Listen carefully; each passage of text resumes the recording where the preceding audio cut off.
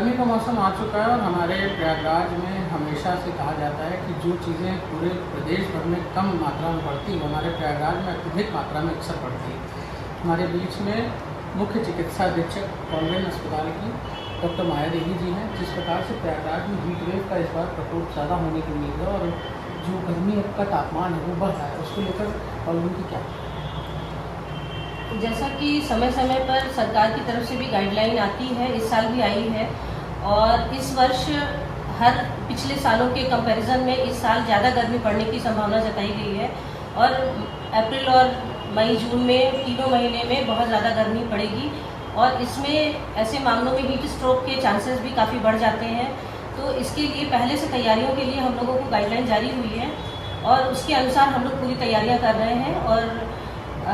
सारी व्यवस्था हमारी दुरुस्त है। हम लोगों ने अपने वार्डों के आसपास जो है शेड लगवाए हैं, सारे पंखे, कूलर, एसी वगैरह सर्विसिंग करवा के कूलिंग के लिए व्यवस्था की है। पीने के पानी के लिए वाटर कूलर और आरओ वगैरह की रिपेयरिंग भी हो गई है और बाकी सारे जगह पोस्टर लगवा दिए गए हैं, बड़े बड़े होर्डिंग और बैनर भी लगवा दिए हैं पब्लिक की जागरूकता बढ़ाने के लिए कि गर्मी के मौसम में क्या करना है और क्या नहीं करना है। कितने बेड की व्यवस्था और कितनी, जिसको कहा जाए जो सबसे ज़्यादा एक दिक्कत होती है वो होती है एंड समय में बेड की दिक्कतें होती है, बेड नहीं मिलता मरीजों के बारे में, कि क्या व्यवस्था इस बार? हीट स्ट्रोक के मरीजों के लिए हम लोगों ने 15 बेड आरक्षित किए हैं और एक कोल्ड रूम बनाया है जिसमें ठंडा पानी एक छोटे टब में रखने की व्यवस्था की गई है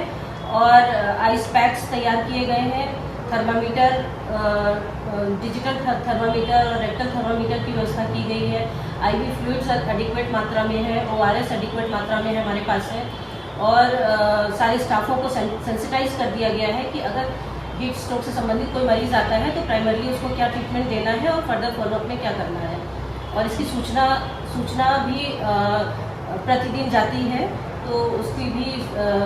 जो भी लोग हैं उनको जानकारी है कि कहाँ सूचना देनी है और कैसे जाएंगे। अभी तक क्या एक भी मरीज अभी तक आपके अस्पताल में? नहीं, अभी तक तो कोई भी मरीज नहीं आया, ना ही कोई डेथ हुई है इससे संबंधित। इस प्रकार से कोरोना जब आया उस समय भी व्यापक तैयारियाँ आप लोगों की थी, इस बार भी व्यापक तैयारियाँ, कि क्या लगता है इसमें इस बार परसेंटेज से जो हीट वेव की है वो आप लोग कितना कमतर कर पाएंगे और कितनी जल्दी से जल्दी लोगों को देंगे? हमारा पूरा प्रयास होगा कि ज़्यादा से ज़्यादा लोगों को और बेहतर से बेहतर सुविधाएं हम लोग दे पाएँ और मिनिमम केसेस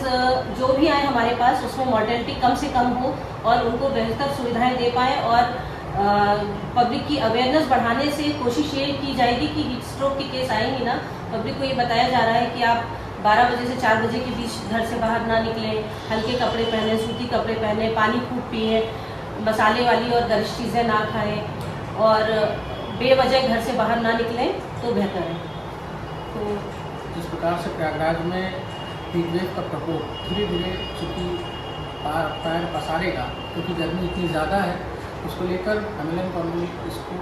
कॉन्वेंट अस्पताल की जो तैयारियां हैं वो व्यापक स्तर पर हैं। प्रमुख अधीक्षक डॉक्टर माया देवी का जो एक्सपीरियंस है वो इसमें बहुत काम आने की उम्मीद है। फिलहाल प्रयागराज से वीडियो जर्नलिस्ट विलास गुप्ता के साथ आयुष श्रीवास्तव की